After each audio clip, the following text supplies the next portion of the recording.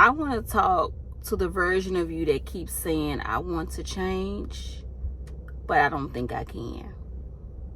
I want to talk to that version of you because I know that place. I've lived there. I'm still there sometimes. And I don't mean to be like in a motivational way. I mean, really there. There were years of my life when I wanted out. I wanted out of my habits. I wanted out of the cycles. I wanted out of survival mode. But changing felt so hard. I was just so stuck. And I need to say this first because people skip this part. Your excuses make sense. I'm a single mama. I understand. Your pain is real. Your reasons are very valid. You have survived something. In my 20s, I was addicted to pills in my 20s through my 20s and my early 30s. I was addicted to pills, and not in the dramatic way you imagine. I was quiet. I mean, people still knew there was a problem, but I was functional. I still went to school. I still ended up graduating with my bachelor's degree, and I was still able to get through the day of my addiction. And I wasn't trying, I was trying to ruin my life. I was just trying to cope with a lot of things that was going on in my life. And that's the part that people don't understand. Bad habits they're not random. They serve you at one point. Those pills at that time was the only way I knew how to keep going back then. That was the only way I knew how to survive and cope. So no, I don't shame that version of me.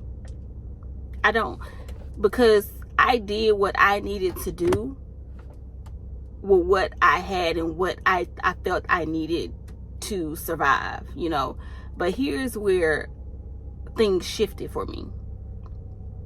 I didn't change because I suddenly believed that in myself, or I believed that I didn't need the pills, or I just woke up one morning just really inspired. That's not really what it was.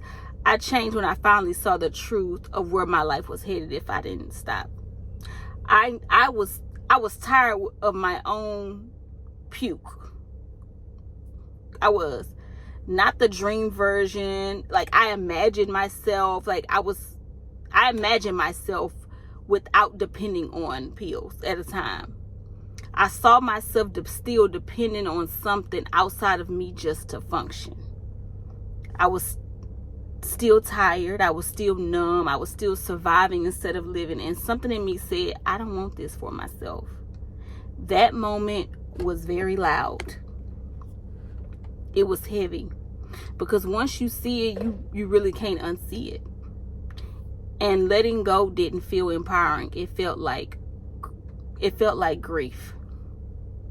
It felt like I died. The symptoms that I went through of sobriety was like I was dying, and I knew that was me stripping myself, becoming a new person. Because when you're becoming a new version of yourself, something is going to die, and it's going to be very painful.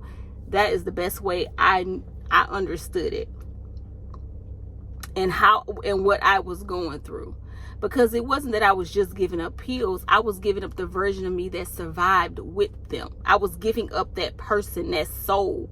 Nobody talks about that part. Healing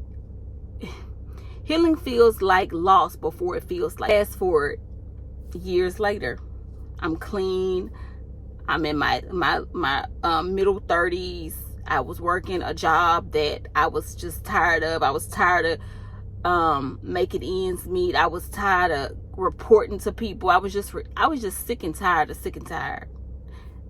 I had to face a similar truth again. When I realized I could not go back to working for someone else again. Not because I'm better than it or not because it was easy, because building my business was definitely not easy. It took years, but because I knew what it did for me. I got tired of shrinking myself. I got tired of over-explaining. I got tired of feeling abandoning myself just to survive for a paycheck. I got tired of that. I remember thinking, if I go back, I'm pretty much betraying myself. I'm betraying my spirit. So I built my company. I was scared. I didn't have no safety net. I didn't have no rich mama, no rich daddy. I didn't have no guarantees. I didn't have nobody financing my business. I didn't even have no confidence. I didn't build it because I was brave. The alternative felt worse. And that's something I want you to hear. Sometimes you don't change because you believe in yourself. You change because staying the same, finally, it costs too much. Sometimes staying the same, it costs you more. It's like how they say it's expensive to be broke. It is very expensive to be broke. You know what I mean? It's expensive. So people talk about dreaming. They talk about manifestation. I believe in dreaming. I believe in all that. But sometimes you got to be a little bit delusional too. Every person who's done something like impossible or great, they was delusional to an extent. Here's the truth. You can't stay in the clouds though and refuse to build the bridge. That's not faith. What you're doing is being avoidant. That's what you're doing.